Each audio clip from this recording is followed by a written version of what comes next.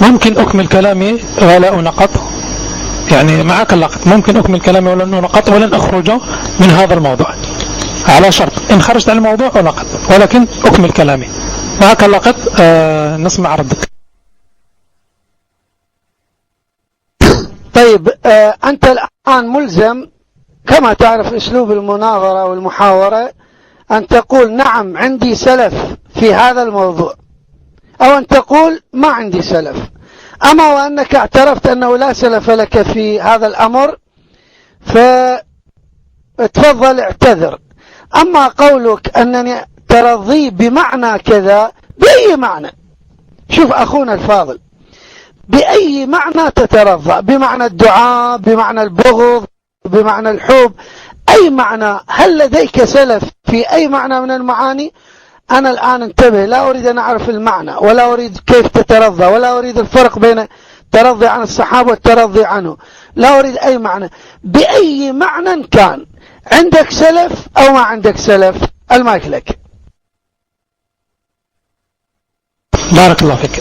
فقط لا أنقط، أنا سألتك فقط، أعطيتك اللقط من أجل سألتك سؤال، ولكن لم تجبني. ما أرى أن سكوتك رضا على أن لا أنقط بشرط أن أبقى في الموضوع.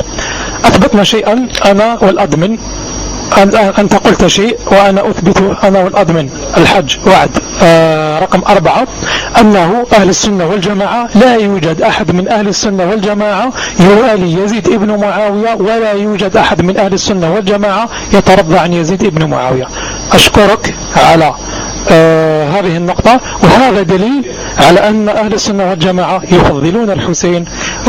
كل أهل السنة والجماعة يترضون عن الحسين وعلى الحسن رضي الله عنهما، وفهما سيدا شباب أهل الجنة. لم أخرج من الموضوع، أثبتنا أنا والحج وعد أن أهل السنة والجماعة هذا على خلاف هذا على خلاف قول الشيعة عندما يقولون أن أهل السنة والجماعة يترضون على يزيد ابن معاوية.